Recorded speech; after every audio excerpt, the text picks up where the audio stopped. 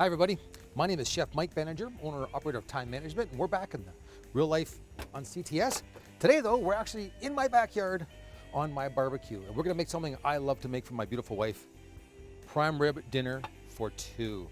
This is a full single rib prime rib. You can buy this in the summer, almost on sale pretty much every single month or so. All I do to prepare it, very simple. I don't wanna get it complicated here. Oil it very generously on both sides. Salt and pepper, both sides. And again, be generous here. There's a lot of meat here, but this is for two people. And this is gonna feed two people for a full meal and give us some leftovers. So this is not as much salt and pepper as you think it is. This is some barbecue seasoning. You can buy whatever you like. I have this one custom made for me, but if you wanna use a off-the-shelf one, it'll work just fine. So put that on very, very generously. Now, I like mine to be fairly rare, medium rare, somewhere in there.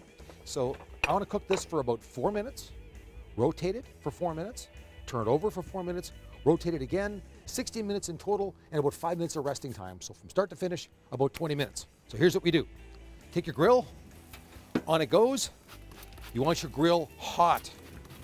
There is no medium when it comes to doing this. You want it hot. On goes your meat on an angle. Hear that sizzle? You want a really, really good hard sizzle. Now, this sits for about 4 minutes. Here's what's important here. Buy the right cut of meat when you're gonna cook it this way. Meats that are for braising are things like inside round and outside round and blade steaks. They take long and low cooking. Ones that are made for this are T-bones and obviously the prime rib, sirloins, things like that. Ones that are made for barbecuing, use the right cut of meat. So this has been on there now for just a minute or two. And we're not gonna have time to show you the whole process here. I've already got one done in advance. But what you wanna do, get your heat nice and high right there. Take a look underneath there.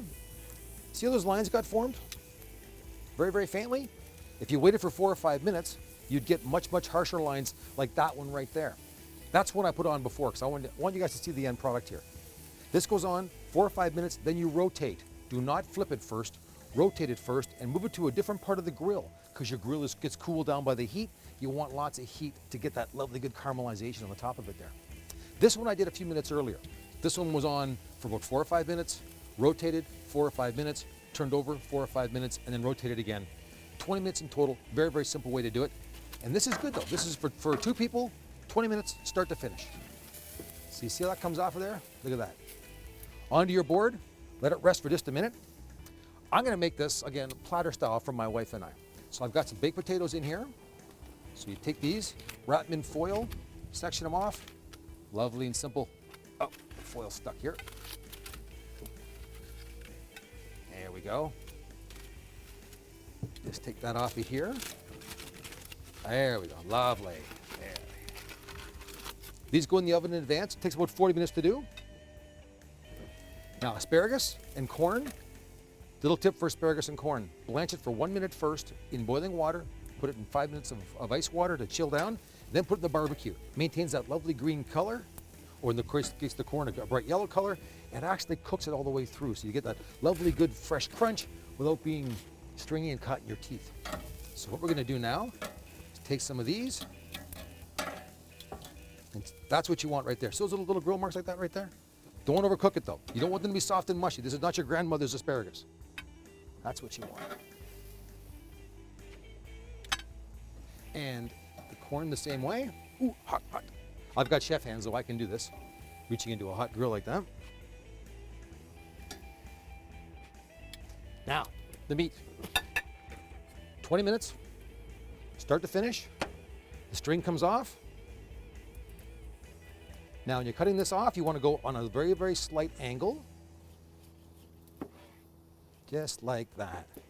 3 or 4 pieces per person is lots. Like I said, this one here is probably a $20 piece, but it's a $20 piece that's gonna feed 2 people for 2 full meals. And that actually isn't very, very much at all. I'm gonna trim off some of the silver skin here. But this is lovely the way my wife likes it nice and rare. A little bit rare for me, but do what your wife wants, it's smarter. The roast goes on the plate, like that.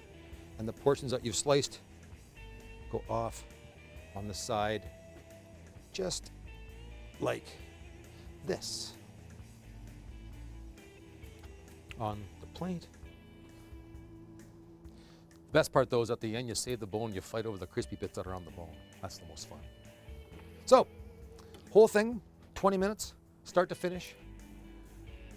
It's the kind of thing you can make sitting on your deck. You want to enjoy time with your friends and with your family. If you want to go to a restaurant and do that, you can. This meal at a restaurant for two would cost you $100. You can make it at home for probably $50. If you want to sit outside, enjoy the beautiful sunshine that God gives us. It's a wonderful, wonderful day. My name is Chef Mike Benninger, owner-operator of TimeManagement.ca and a friend of the Real Life Kitchen. Have a nice day.